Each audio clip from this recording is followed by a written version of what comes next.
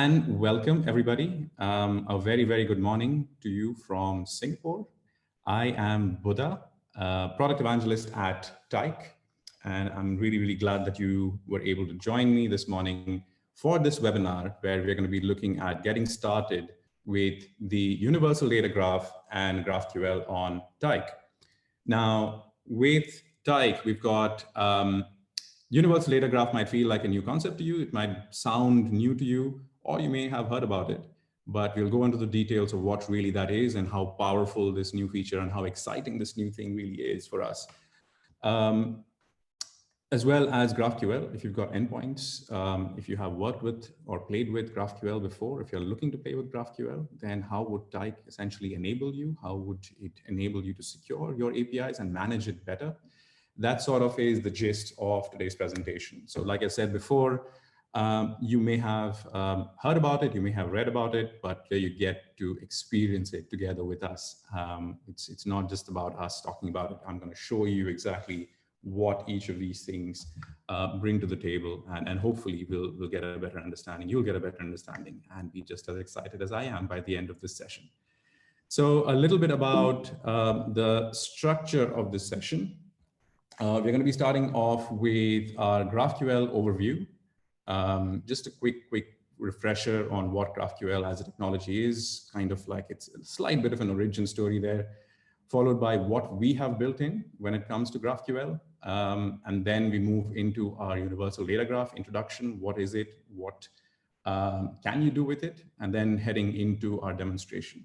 The demo is going to be a two-parter. I'm going to be showcasing the features of GraphQL first, looking at existing GraphQL endpoints and how that can be better managed and easily managed using Tyc.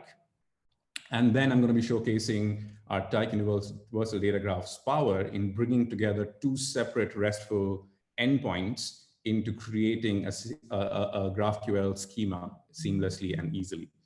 So that's what we've got in store for you. At the end of the session, we are also going to be looking at a Q&A, but by no means, you don't need to wait till the end of the session for the said question and answer round.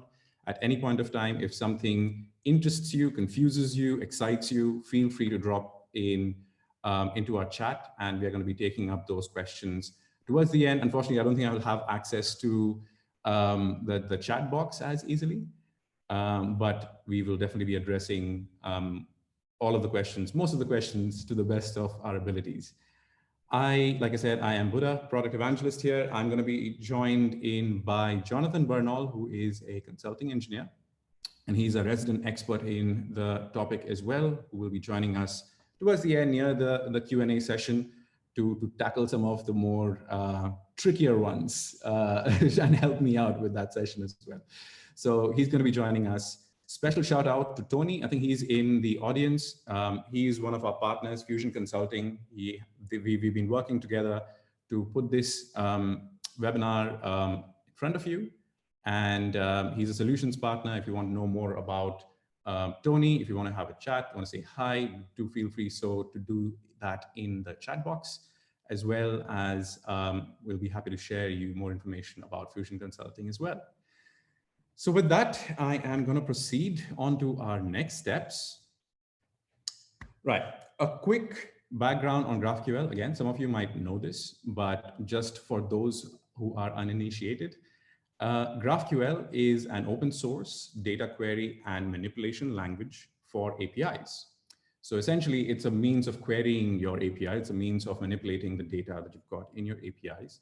This was developed by Facebook way back in 2012.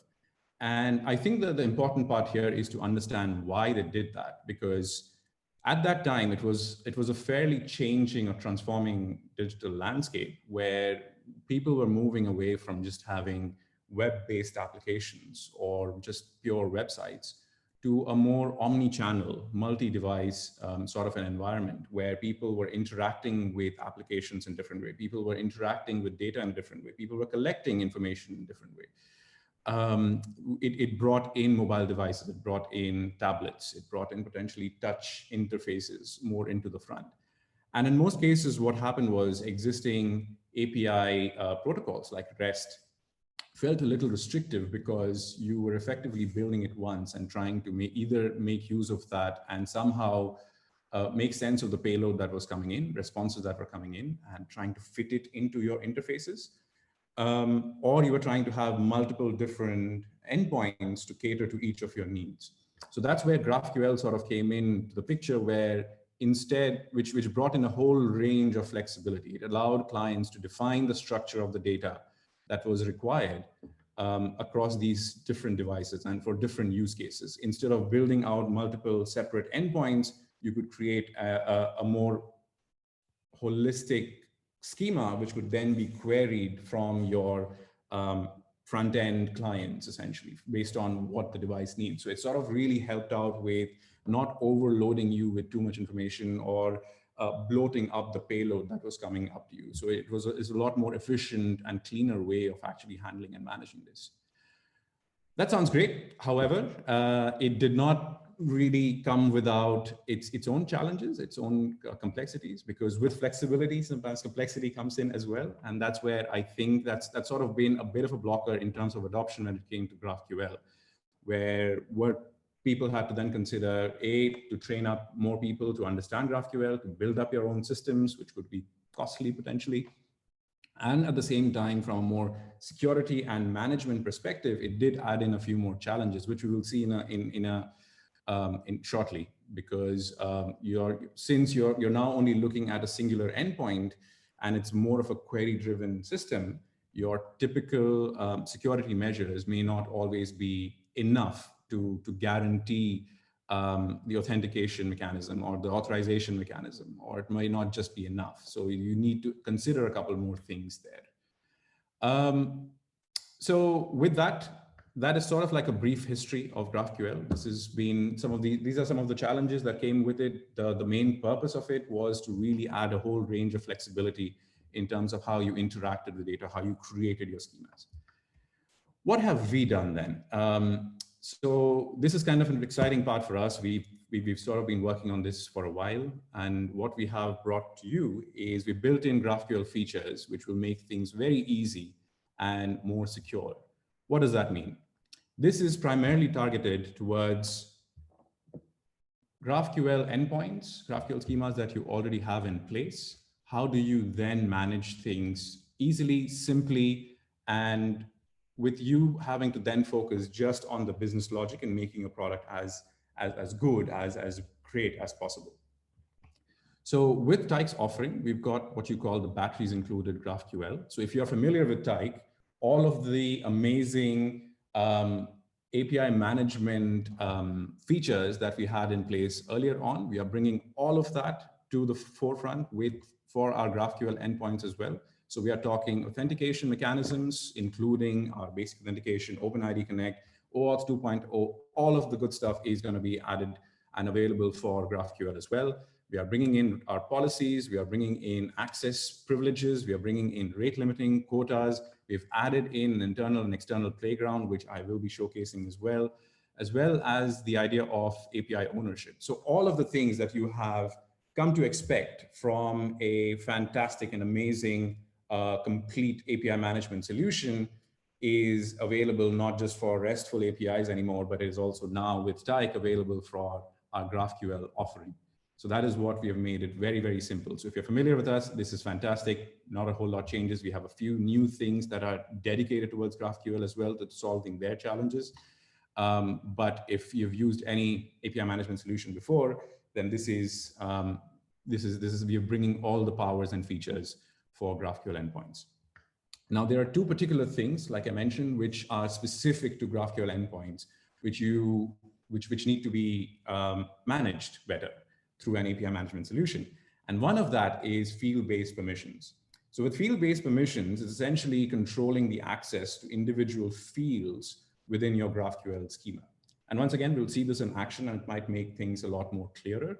But really, like I said, when it comes to flexibility of schema, there may be fields that you have associated or added on to your GraphQL schema. These are different fields, which might then be utilized for different use cases. Now, a specific use case might only need publicly available information.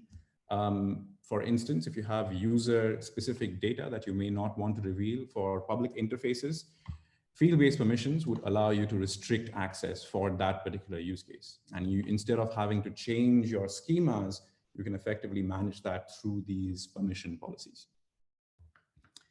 Next is query depth limiting. This is a big security policy that we have in place as well, because with DDoS attacks, typically what you had in place was trying to restrict access to REST-based API endpoints. However, with GraphQL, you only have one endpoint, and with the ability to having more and more queries, and each query can go into a whole range of depths. And again, I'll showcase what that really means. There is typically no limit to it, but what happens is as you increase the depth of your query, as you increase the complexity of your query, the more strength or the more resources it is likely to consume, and the idea that might end up bottlenecking a system.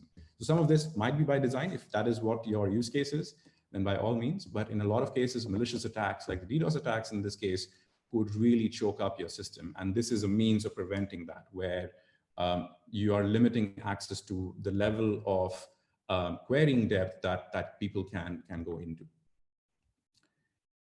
That is where our GraphQL offering is. So this is essentially how you would have managed your existing GraphQL endpoints. Now, what if you were to create something new? We have made that possible as well. If you're looking to build out GraphQL without all the hassle, without all the work, and you have existing endpoints that are already in place, then let me introduce you to the Universal Data Graph.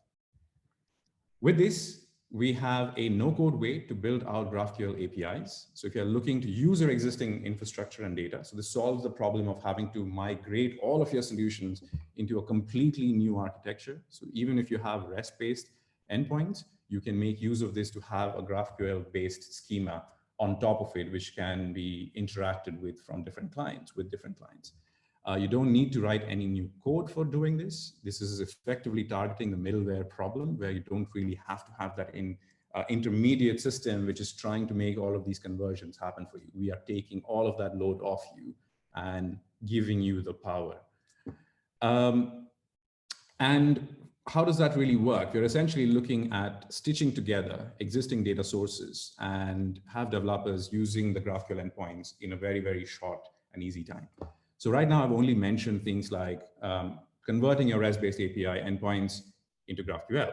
You can also take GraphQL endpoints and stitch those together. We are now working. So the idea is you can take any of your data sources, whichever format that may be, and bring all of those together, stitch them into a GraphQL schema, and create a seamless experience for consumption by your end users.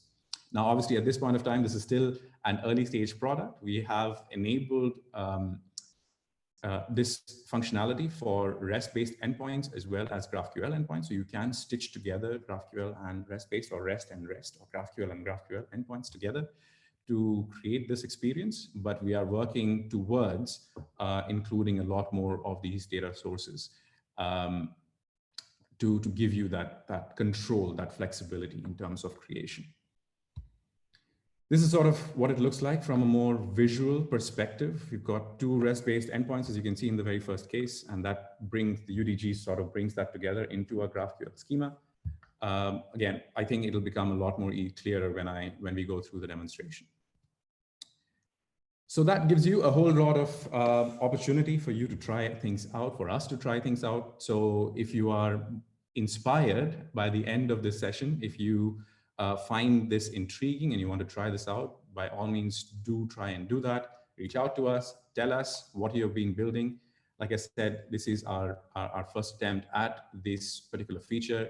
It is really, really powerful. We are really excited about it, but we also want to know what you would want to do with it, because it is a tool at the end of the day, and the use cases can be quite limitless if you go about it.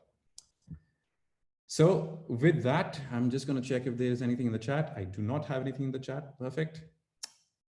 Well, this is the time that you've been waiting for. So this is the demo time. So I am going to stop sharing my screen now. And I am going to head into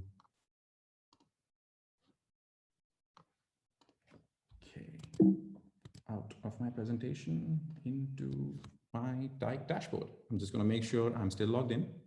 I am. Okay. So we've used the Tyke dashboard before. This is what the Tyke dashboard looks like after you have logged in. In case you wish to try this out, we have the link in the emails that have gone out, and we will give that out in our follow-up emails as well. So you want to try this out at any point of time, do sign in for our free trial, and you'll be able to play with this as well. So this is our dashboard, and today we are going to be heading into our APIs. So let's create our first. So the part one of this demonstration is going to be focusing on using existing GraphQL endpoints and bringing all the good API management things for into our GraphQL API management. We are going to be looking at securing it. We are going to be looking at field-based permissions. We're going to be looking at query depth limiting, three main things that we're going to be looking at. So let's do that. I'm going to go in and create a new API. As you can see, I've got a few different options here. I'm going to call this countries demo. And this is going to be GraphQL. And I'm going to be proxying to an existing GraphQL service. So the URL that I'm going to be using is the countries Trevor Blades API. If you're familiar with this, great. This is basically an API that allows you to, it gives you a bunch of information around countries, continents, languages, and a whole range of things. So I'm going to go in and configure this. Not a whole lot at this point of time. I am just going to quickly show you a keyless version of this to get started and save it. And I'm going to show you a little bit about these tabs here. So a good thing that you will see, the second tab that you've got right up top here is the Schema tab. And what that does is it automatically imports the GraphQL schema that is associated with that specific endpoint and gives you a good idea of what are the different objects that you have, the different queries that you can make, and basically gives you a bit of a blueprint in terms of what you can or cannot do with this. So that's really, really powerful. It imports that automatically. You don't have to do anything on your own end. Next is we've got the playground. So this is an internal playground that you can use primarily if you have access to the Tyke dashboard. I would assume people who are either API owners or maybe even API developers within your organization will have access to this and will be able to query information here. So I'm just going to write in a quick query just to showcase the internal playground before I show you the external one, which is going to be available for public access. So at this point, I'm going to be querying my countries. Did I get the spelling right? I did. Countries. I'm going to open this up. I'm going to give it an, I just want the name, code, and emoji. And I'm hoping this is going to give me a response. So this is a very, very simple query. You start off with the query header there, followed with countries and a few different options, the things that I need. So I'm looking at this information and I'm going to do this. So this is kind of the internal one. We have an external playground, which sort of works quite similar to if you've played with GitHub's graphical interface, is sort of similar to that, but you do need to enable it. So let me take you through how you would do that. Back into my core settings. If you scroll down a little bit, you'll have this option of enable API playground. I'm just going to check that out and update this. And the way to access it is if you see right up top here, you've got your API URL. I'm going to copy this, put this in there and say playground.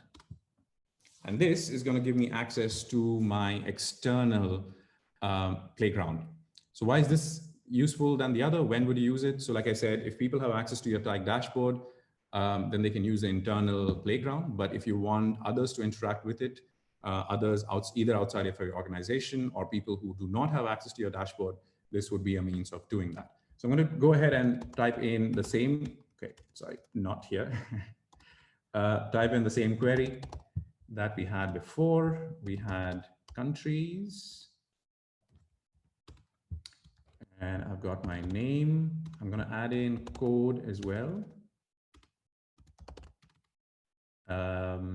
I would also like my emoji back. It gives me the flag, which I quite like.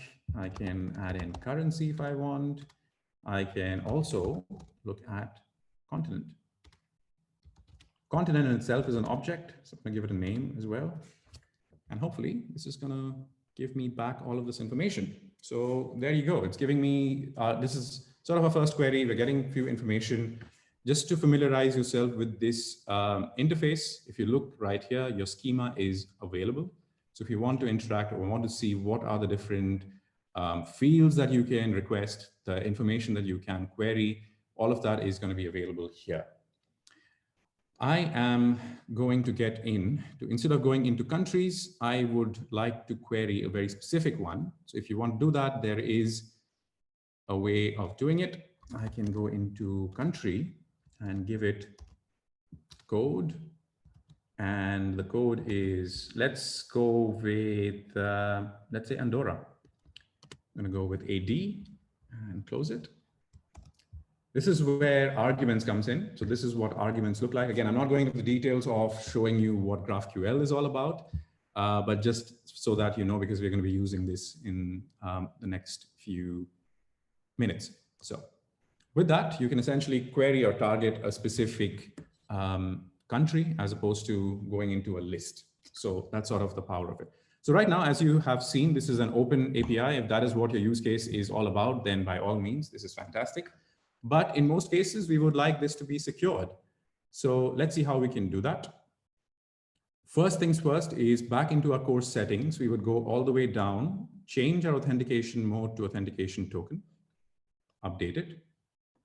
So now it is essentially looking at, it has a new authorization mechanism. So if I go back, it should not allow me to make any access. Authorization is now restricted. Now, in order for you to create this authentication token, you need to have a key that needs to be generated. And the way we do that is through policies.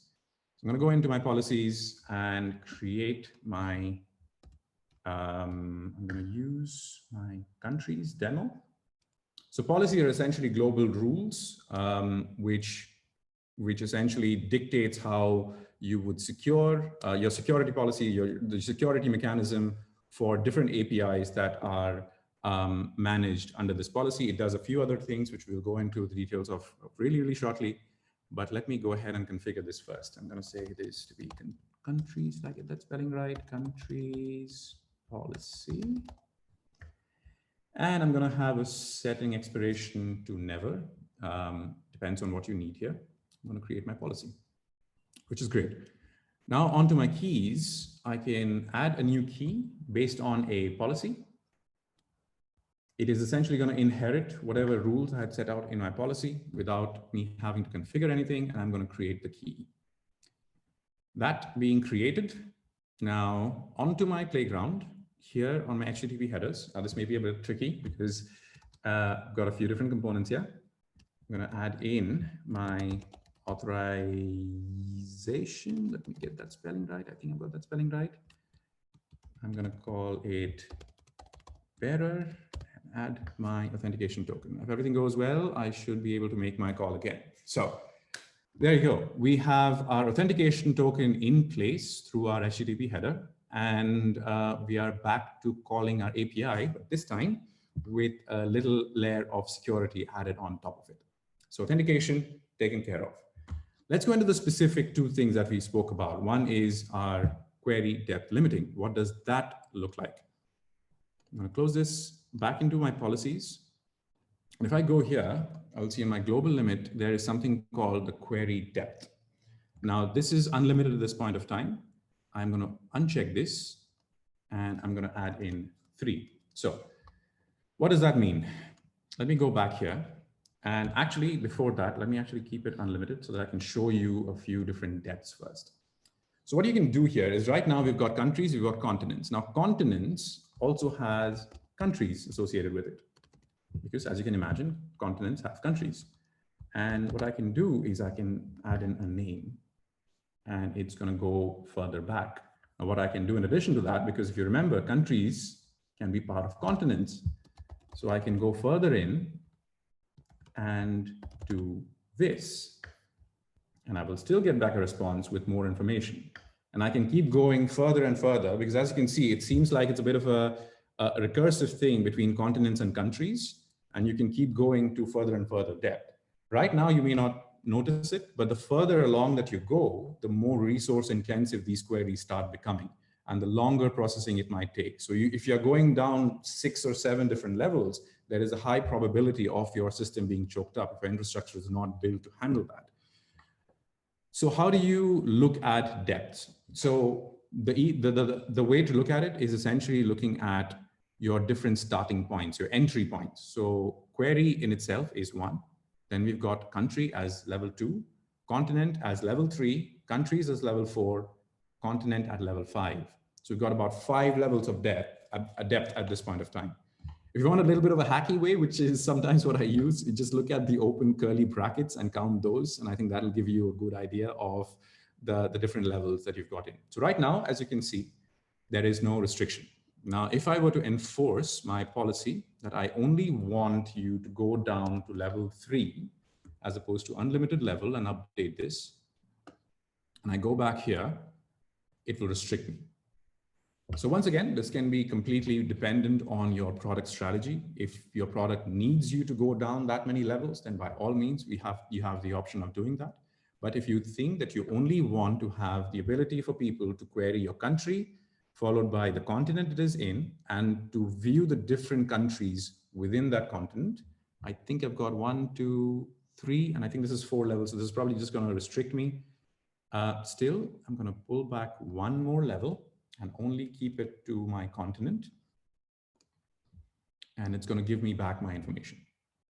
So that's what query depth limiting is. So the use case, like I said, is really preventing attacks, preventing DDoS, preventing people from going down to a level that you do not intend them to. So this is the way to do it. Next, I'm going to just disable this for now because I do not want to have that restriction. Next part is if you come all the way down into API access, you will see that there is this option for field-based permissions. I am going to enable this. And what will happen here is you can see it automatically, Tyke automatically imports all of the fields that are readily available, all of the types and all of the fields within those types that are available as part of your schema. Right now, all of them are enabled. Now, if you go back to the queries that we have been making, you've got this thing called code. So for instance, if you did not wish people to query that code, we want that to be restricted. The way to do that would be look at your countries here. You can obviously do that on types as well. So let me just do that quickly and show you that. If you just turn off continents altogether, then people will not be able to call on your continents. It is going to give you a field restriction. But in most cases, continents are quite okay. So we're going to just enable that back. What might be more valuable is something more restrictive, because something like, say, code, and you want a very specific field that you don't want being made available. So I'm going to just uncheck this, go back out there. It should still give me an error. It tells me that the code is restricted on type country. And if I were to remove this out now, it should give me back my information. So that is another layer of security that you can have. If there are specific field-based permissions that you want to enforce, if there are specific fields that you do not want readily available under certain use cases for different clients making those calls, then this is how you would go about doing that. So with that, we come to an end of our part 1 of this demonstration. I'm just going to quickly check if we have any questions yet. I don't see anything burning in my chat yet. That is fine. We'll address some of those later on. So that's the end of part 1. Now on to part 2. Let's go into the exciting universal data graph things. Setup for this is I am going to be using this thing called the JSON Placeholder Api. And this gives me a list of different resources that I'm going to be making use of. In particular, I'm going to be making use of the /users, which I'm going to show you in a bit, and the /todos. If you look here, the /users endpoint, this is a REST-based endpoint, which is going to give me, this is going to be an endpoint, which is going to give me all of the users that are available. I think at this point of time, we have about 10 different users that are listed at this REST-based endpoint. what we are looking at is to be able to query specific users. So if I wanted a specific user, say user number 1, I can do a /1, and that will return my user number 1. What I want in addition to that is to have a to-do list of that user. The way to do that is I'm going to take for a particular user, I'm going to bring this back here, is to say user /1/to-dos. And of course, a lot of this information is going to be available from your documentation. If you have a REST-based endpoint already, you'll probably be familiar with what the endpoints are. But for the purposes of this demonstration, I'm going to be making use of these two. And what I'm trying to bring together is that there are two separate REST-based endpoints, one that is tackling the to-dos, one that is tackling users. And I'm going to be bringing that together into that user information. Because as you can see right now, we do not have the to-dos information here. What is the to-do list of this particular user? What are the different things that you can do with it? So I'm going to try and bring all of that here. So let's get started with it. Let's add a new API endpoint, GraphQL. I am going to call it to user. Let's just say to-dos. This time I'm going to be composing a new GraphQL service. Let's configure this. I am going to keep my authentication keyless for now, just for the sake of simplicity.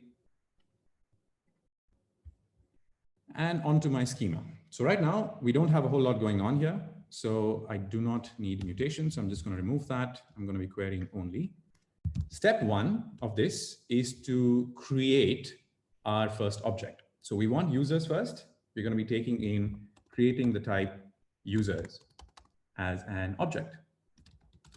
So if we go back into our current object, we've got a few different things that we can query. Right now, I'm not going to be adding everything to my schema, only a few things. So I'm going to be taking in ID, name, username, and email. So let's see how we can do that. I'm going to go in ID of type ID. I'm going to talk about name of type string. I'm going to go into username. I think I spelled that right.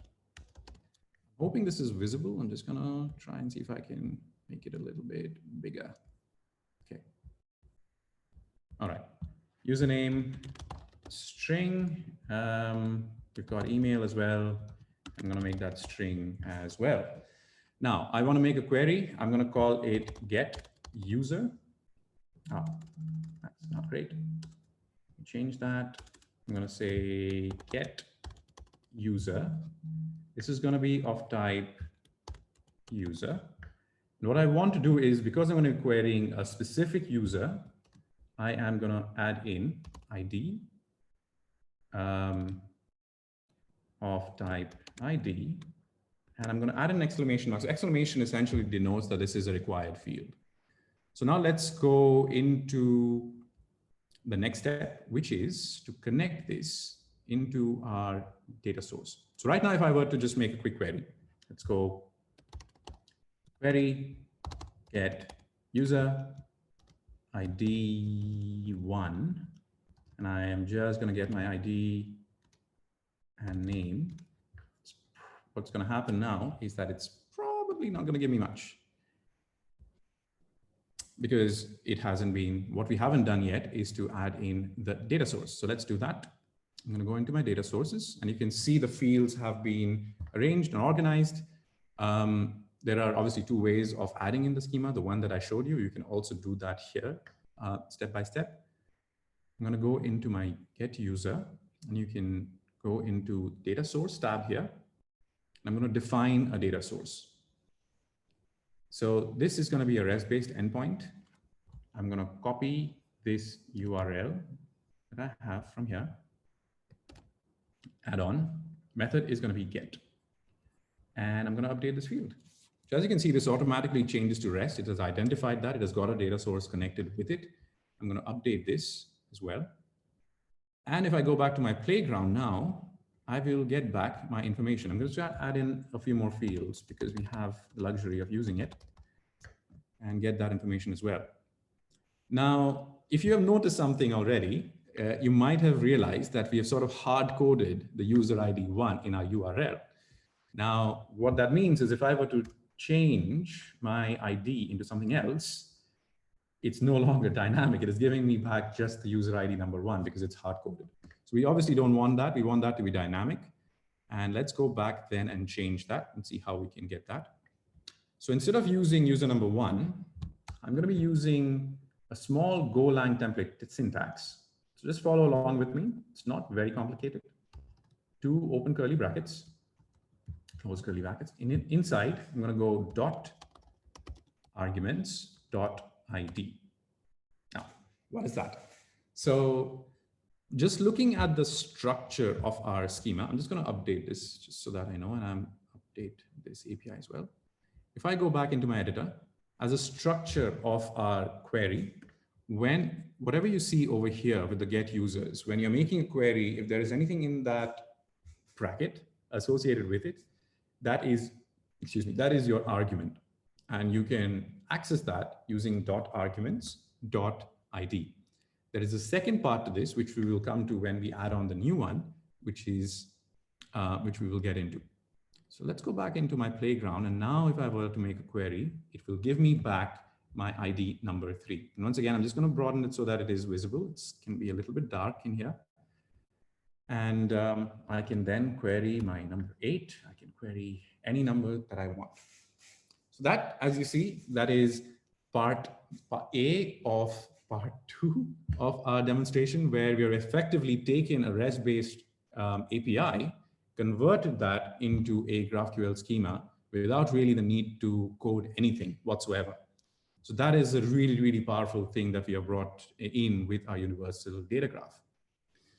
Now, we're not going to stop here. What we're going to do next is bring in our next API, which is the to-dos. Now, I want to associate this with my user get user query. How do I go about doing that? Once again, we're going to be creating a new type called to-do. And this time, I'm going to be adding in my ID, title, and completed field. So I'm going to zoom out a little bit from here. Schema, type, to-do. In here, I'm going to put in an ID like we did before. I am going to give it, I think it is called title, which is a string. And I think the next one is a completed status, correct? Completed, yeah. So completed can be of both types. I think I see here it is true and false and true and false. So I think it can be type Boolean, but by all means, you can use string as well. It will effectively just it is essentially just typecasted into a string version of that Boolean variable. So it will be true and false, but under string. But because I've got an option of Boolean, I might as well use it. I want my user to then have these to-dos available as well. This is an array because a single user can have multiple to-dos. And if I were to update this and make a call, what do you think is going to happen? If I want to make this to my to-dos, it's going to give me a null, right? Because we have not associated the data source yet. So let's do that once again. I'm going to go into my to-dos data source. As you can see, it's already a list. And I'm going to define the data source. Now here you have a choice of either adding in your own, or I'm just going to use a pre-existing one. This just makes things a little simpler. And what I need is a /to-dos here. Now, the only difference that we need to make here is that instead of using arguments, because this is not being called at the query level, it is being called at the user level, which is an object. So instead of using arguments, I will be saying object.id. So what this does is .object allows you to access the different fields within an object. That's what it does. So if there were an argument that was associated with this, we would have used it. But in this case, we have access to the object ID, and that's what we're going to be making use of. So I'm going to update this. It goes to our REST. Update this here. And hopefully, fingers crossed, this, when we make our query, will give us our different to-do lists. So right now I've only got my ID. I'm going to let me add in title and complete it. This will give me a whole list of information. So users, user ID, along with the to-do list of to-dos that I have with its different statuses. So what have we done here? We have brought together two separate RESTful API endpoints, stitched them together into a GraphQL schema, and made that readily available for you without really needing to go into any code. Arguably, we did end up creating this schema, but in most cases, it's fairly intuitive to create this, and you can have a guided process for that as well if you would like from this, where you can add a new object, where you can add a new field. Very, very straightforward for you to do that. And that's it. That is the power of the universal data graph.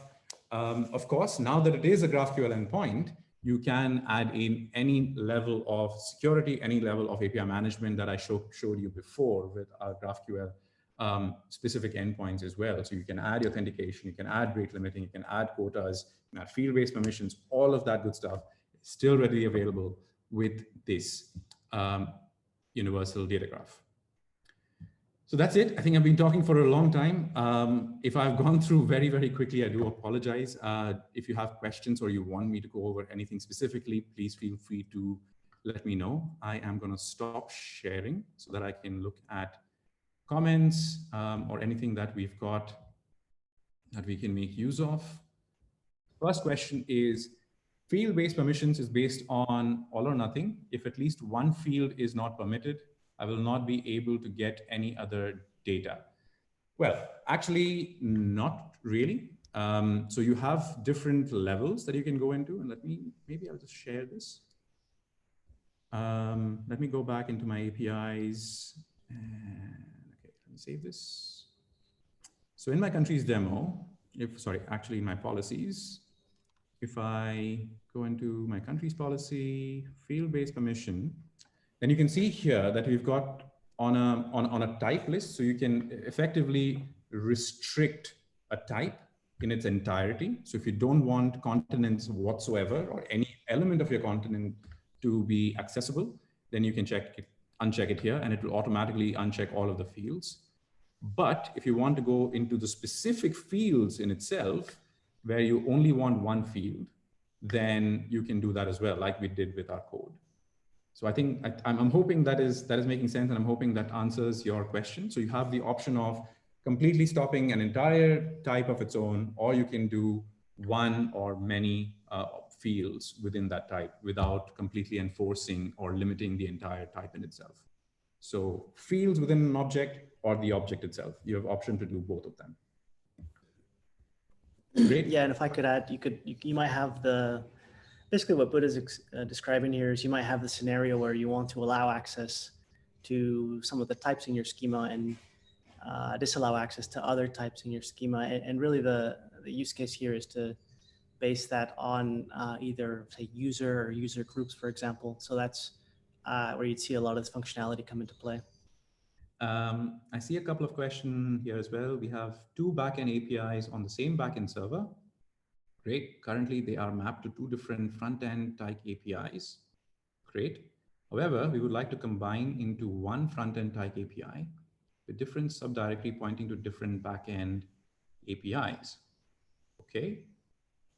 Yes. So I think what is going to be beneficial here. So because you already have two different type endpoints, you don't need to make the effort of again bringing in your external REST endpoint as well. What you could do here is, and once again, Jonathan, jump in if I'm saying something wrong. If I go into my Tyke APIs and inside my to-dos, when I was creating that data source, what I can do here is instead of using a REST endpoint, I also have a choice of my Tycrest endpoint as well. So if you've already secured your endpoint using Tyke and you're already using it, you can use those pre-existing Tycrest endpoints to stitch it together into the schema. And it'll give you access to all of the different APIs that are readily available. This is the list of mine. You may have different lists, and that is going to be available to you as well. So you have an option of Tyke REST endpoints, Tyke GraphQL endpoints, things that you've already managed within Tyke, or you can go, external with REST and GraphQL.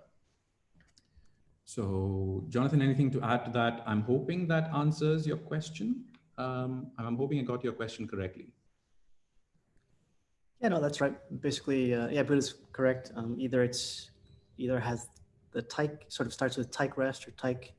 GraphQL, that just means it's sort of managed within the world of Tyke. And if it doesn't have that, it's external. So it's either internal or external. Yeah, absolutely correct. Okay, question is, okay, rephrasing the question. If I try to query 10 fields, one of which I am not permitted to based on my policy, I will encounter an error response. That is true. Is there a way such that the response be returned for 9 of the fields that I am permitted to, excluding the one field I am not permitted? I'm assuming what you're saying is, so yes, I would think so. I think that's what the field-based permissions would allow you to do, where I'm assuming what you're trying to get at is, is there a way around throwing an error and instead just giving me the response directly instead of giving me an error saying that, this is restricted? Am I right to get that? Because otherwise, if you want to just restrict, you've got 10 fields, you only want 9 of them to be made available, then through field-based permissions, you just turn off that one field that you don't want access to. And you would then have that available for access, and people trying to access it will be thrown an error. Now, there are 2 ways of obviously managing this. One is so you can retain the flexibility of your schema by retaining all 10 fields, because one of your use cases might need all of the 10 fields, one of your use cases might need the 9 fields. And in that scenario, you can manage those access based on policies. So your policies will then determine what fields are accessible for different audiences. So the keys based on those policies that you would then provide to people will have access depending on that. But if you think that you will not have a use case in a circumstance where all 10 fields are ever going to be used, but your original API has all of that available, then what you can do is you can just edit the schema itself. Within the schema, just remove your single field that is never being used. And that way you will get back your response without having to go through the hassle of policy. So it depends on what your use case is. If you're looking at flexibility of your schema, but managing permissions, you can do that through policies, through the field-based permissions. But if you think that your original API has a whole range of fields, most of which you may not be making use of, and you only want a subset of that, then you can create or tailor your schema to manage it. So there'll be 2 ways of handling it. I'm hoping that answers the question. Okay, great. Right, next question. When using the Tycrest API as the data source, is there an internal looping? Does it bypass the authentication of that API? Jonathan, do you want to jump in on this one? Sure. I'm actually not sure about the specifics of whether it's internal looping or not, but it does not bypass the authentication. It would still apply all the sort of policies assigned to that particular API, whether it's internal or external. Yeah, that would be my take as well. So because you're using Tyke to secure that REST API, then you would have that need. If you don't want any restrictions, then by all means, just make it open and keyless. And then once you are adding that into the universal data graph, then let the policy apply to the entire GraphQL schema instead of the Tycrest. But I'm assuming if you're using Tyke's REST API, there might be certain things that you want enabled on that specific API as well. So that is what my take on this is going to be. The other thing that this also enables, and I think this has been a question previously, was around caching mechanism as well, where right now with GraphQL queries and subqueries, we do not have caching mechanism in place. It is a work in progress. We will have that in future versions coming up.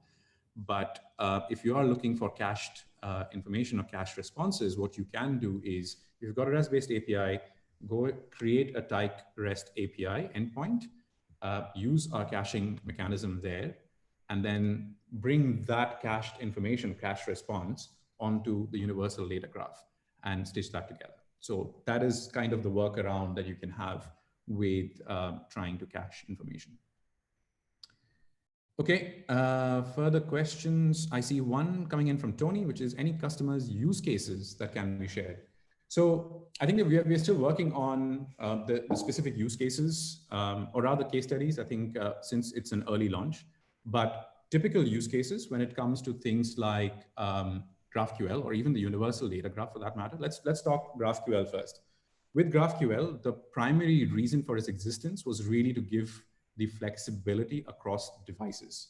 So if you are someone who has an API or an application which is going to be interacted with by customers using mobile devices, but using tablets, using desktop, using touchscreen, or a subset of all of this, and each individual ones only require a subset of the overall information. So you want to have tailored queries going in and out from these different devices, then GraphQL is a great technology for you. It is tailor-made for this situation. Having said that, that doesn't mean that this is the only time you would use it. There are definitely, like I said, there is a whole lot of flexibility that brings in terms of querying information in a robust, in a simpler way, as opposed to having to combine REST-based endpoints, which are a little bit more limiting. And again, with a universal data graph, we are making it very easy for you to manage that, because now with our earlier consideration was to have REST-based endpoints, we have to change our entire infrastructure to have GraphQL backend servers, and then we start making the queries. Whereas with this, what we've done is you have your data sources already in place, let us take care of the conversion, and you can start making your queries straight off. So you're shortening the overall amount of time that is needed to get started, overall amount of effort that is needed, and eventually the overall amount of cost involved in making that switch and using the power of GraphQL. That is sort of what we are bringing to the table here. Okay, is it that we must use GraphQL language to query the GraphQL API? Can we use existing REST language to query so that no need to change code? I mean, if you're going to be using REST-based API, then by all means, just continue to do so. Depends on what you have at the back end, I would think. I think the power here is using GraphQL just gives you a whole range of flexibility. And I think at this point, yes, you would need to use the GraphQL queries, just the queries, to query GraphQL APIs. Jonathan, in this one, just to be sure of it, he said, the question is it that we must use GraphQL language to query the GraphQL APIs? I would assume yes.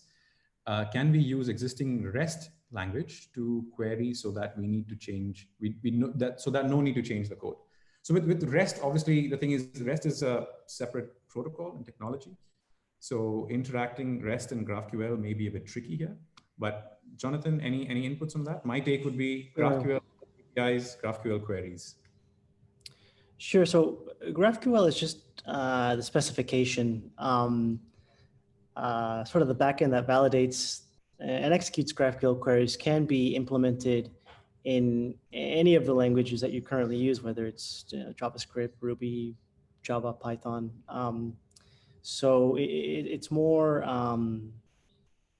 think of it as a specification to use these APIs, not really as programming the APIs themselves.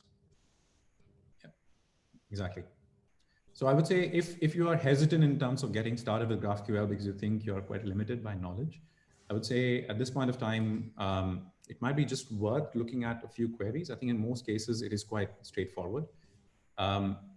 Because as you can see, once you have made a couple of queries, it can be quite straightforward. That is not to say there is no learning curve whatsoever, because you do need to familiarize yourself with it. But the good part is what GraphQL does bring to the table is these schemas and sort of the blueprints, which enable you to know what you can or cannot do with it. What can you combine? What can you call? And this is automatically available to you as soon as you add in. So again, depends on a use case. If you have existing GraphQL endpoints, this will be a very, very good way for you to manage it. But if you are happy with your REST endpoints, then and see no need for you to go into GraphQL, then it's not necessary. By no means is GraphQL the end-all answer to everything. It is a tool with specific use cases. If that use case fits you, then by all means adopt it. If it doesn't, then don't. There is absolutely nothing wrong with REST-based API endpoints. It has certain limitations, but again, depending on a use case, those limitations may not be applicable to you. If you want to have specific information coming up with your endpoints and manage that through potentially through queries within those endpoints, you can do that as well. So yes, there is no right or wrong answer. There is only use cases and what is going to benefit you and your customers and enable the success of your product. So that's the way to think about it. So it is definitely not the technology to adopt. Otherwise, in the last 10 years, this would have been adopted a lot more. So use case driven adoption is the way to go. Let's do this. With the GraphQL and multiple different data sources, can I say that the bottleneck would be the slowest data source? The GraphQL response time will be as fast as the slowest data source. And in the event, if one of the multiple data source is unavailable, the whole GraphQL API will be unavailable. So that sounds like a two-parter. I think the first part is how would performance be impacted based on data sources? Yes, I think because the back end in itself, if the back end has the limitations, then there is definitely going to be limitations on how you make that call. So you're completely right, I would think. If the slowest data source is likely to be sort of the bottleneck, that is going to govern how performant your system is. And that is true regardless of combining data sources. If you just have any API and the API itself is slow, then the gateway isn't going to enhance that performance necessarily. If your backend is slow, that is, we can reduce the overall, I would say we can keep to that same level of performance perhaps at best, but you won't be able to enhance it, I would assume, using a gateway if your backend is slow. In terms of unavailability of data sources, I would say yes. If your backend is unavailable, in most cases, that would mean that making a call to that backend is likely to fail. What you could do again is if there is a mechanism for caching said responses, maybe you could do that and as a potential fallback. But Jonathan, again on this, I'm going to get you in on this. I'm wondering, do we have any potential fallbacks here in case if we are combining multiple data sources and one data source sort of fails? Would it take down the entire query, or what I would assume is going to happen is essentially nullify the source, the object, which is not getting the data? Yeah, Buddha, you got it correct. In fact, we just saw this in the demo where you use the data source to get the users first, and that was fine. And then we added the, I believe it was the to-do object, but we did not map that data source, which could be a bit of an example of, say, that data source being down or some issue with that data source. So you're right, when we made that call, we still got the response back from users, but we got that null for that to-do field. I guess the short answer is no, the whole API will not be unavailable. It'll still be available. It's just that specific data source. Awesome. All right, then. I hope that answers your question. Right. What type of authentication does the data source support? I think the authentication isn't at the data source level because that is going to be probably the backend handling that aspect. But what we have enabled on our end is all the different authentication methodologies that Tyke brings in. So we've got our basic authentication, we've got our authentication token methodology, we've got OAuth 2.0, we've got OpenID Connect. We also allow for third-party integration. If you have an IDP in place, you can make that a part of the authentication workflow as well. So there is no restriction. So if you've used API management, Tyke for API management for your REST-based endpoints, all of the security features that were existing, that is available. If you haven't, then I don't think we necessarily limit any of the authentication methods. And if you just want to have a quick glimpse at what those authentication methods could be, I'm just going to go into my API core settings, and down here, you've got different authentication modes. And so all of these are readily available. You can also go into custom authentication through plugins as well, if that is what you need, if out-of-the-box features are not enough at this point of time. I hope that answers your question as well.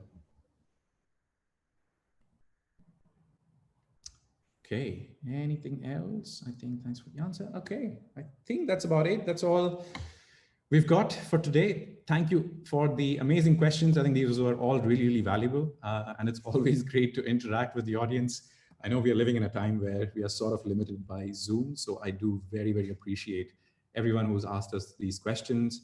And thank you so much, Jonathan, for joining in and helping me out with the Q&A session. Expertise always, always very valuable. And thank you, Tony, who's also in our audience, our partner, for joining us and making this also possible. Thank you so much for that. With that, I'm going to say thank you very much. I had a great time. Hope this got you excited. Hope this is going to intrigue you enough to try this product out, try us out, reach out to us, and we'll get you started. And I'm going to end on that. So thank you very much. Have a lovely day ahead. And until next time, bye-bye.